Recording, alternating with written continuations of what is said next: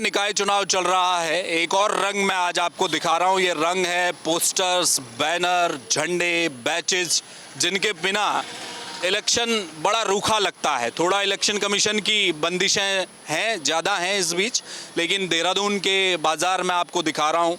ये वो बाज़ार है जो इलेक्शन टाइम पर सस्ता है और एक बड़ा कारोबार भी इससे जुड़ा हुआ है। बहुत सारे लोगों का रोज़गार भी जुड़ा हुआ है, जिसमें अलग अलग पार्टी के झंडे, बैनर, पोस्टर, मफलर, अलग अलग तरह की जो चीज़ें हैं वो आप बाज़ार में दिखाई देने लगी हैं।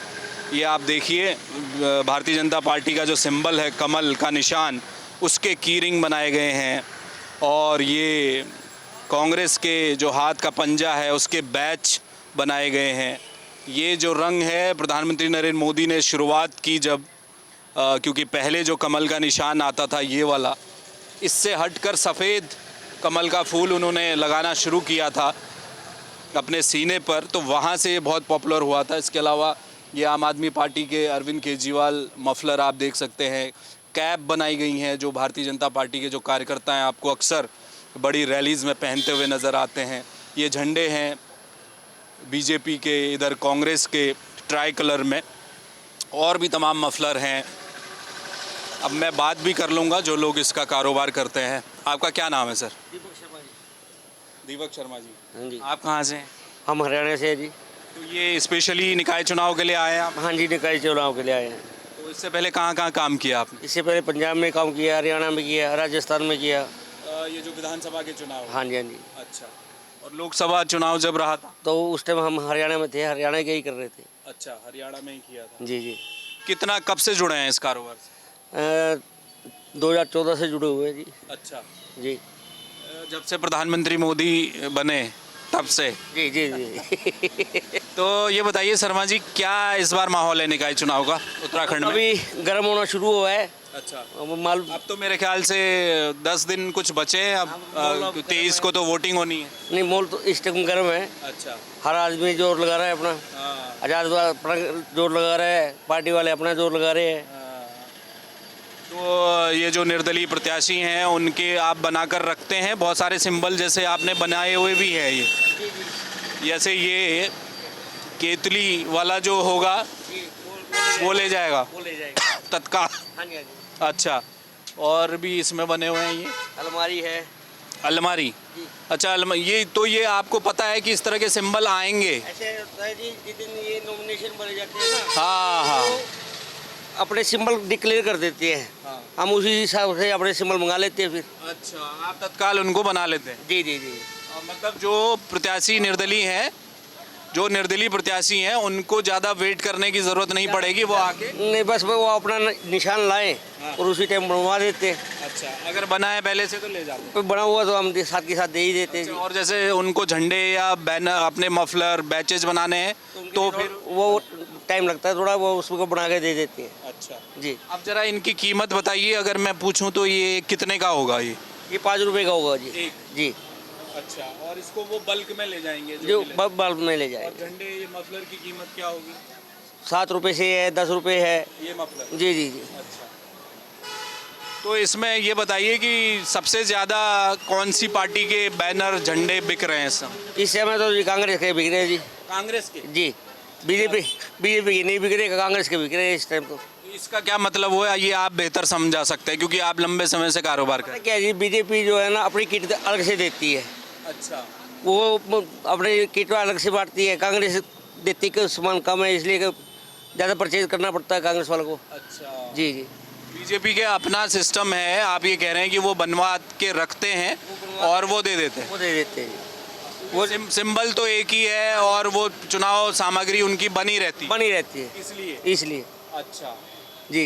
निकाय चुनाव में पहले भी आए थे उत्तराखंड 2019 में? हमारा तो फर्स्ट टाइम है जी यहाँ पे। अच्छा, फर्स्ट टाइम आए। जी। तो कैसा लगा आपको, यहाँ कारोबार कैसा हो रहा है? ठीक है जी, अभी इतनी हमारे पास इतनी तेजी तो नहीं आई, पर लेकिन है ठीक। तो उत्तराखंड में कितनी जगहों से आते हैं? केवल देहरादून में डिमांड आ रही है या बाहर से भी आ? बाहर से भी आ जाती है जी। कहाँ से? जोशीमठ से आई है। अच्छा। और 1-2 जगह से और आई थी। अच्छा।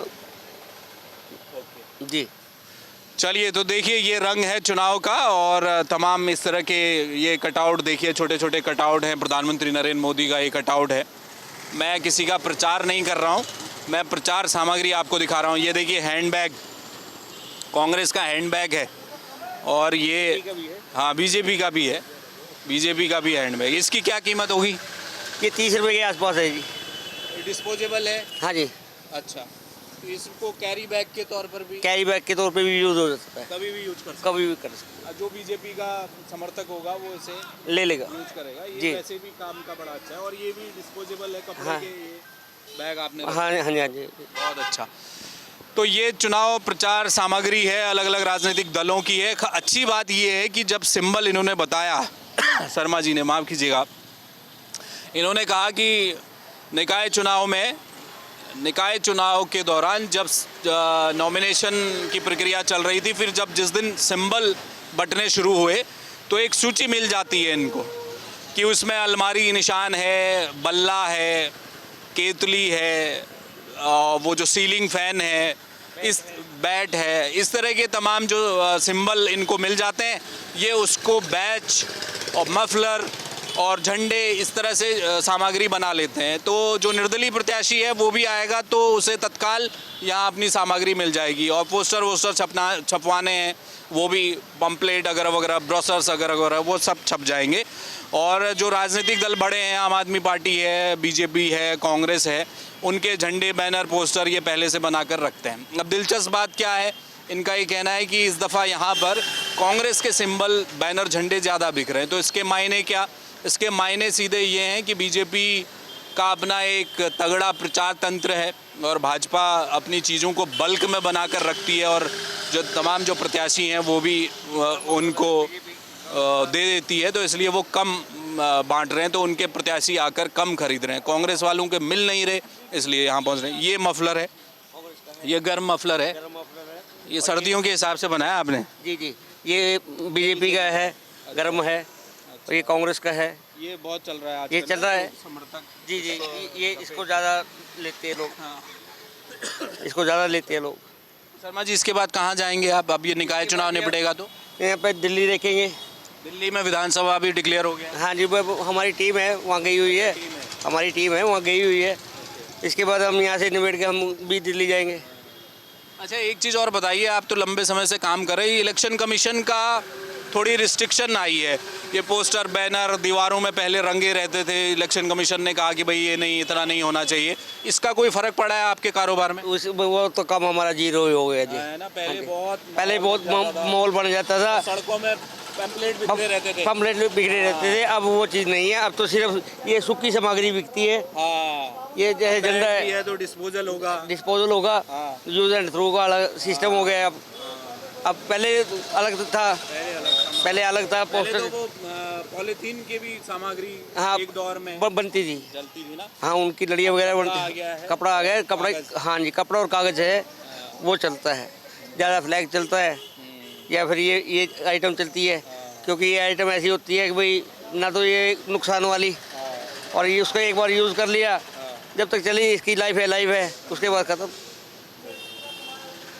चलिए, तो ये माहौल है इस समय देहरादून का, हालांकि थोड़ा हल्का है इस बार। बता रहे हैं कि इलेक्शन कमीशन के भी अपनी रिस्ट्रिक्शंस हैं पोस्टर बैनर को लेकर। पहले एक दौर था कि सड़कों में जब आप चुनाव में निकलते थे तो कागज़ बिखरे रहते थे, अलग अलग राजनीतिक दलों के, निर्दलीयों के, अलग अलग मोहल्लों में, निकाय चुनाव हो या विधानसभा का चुनाव हो।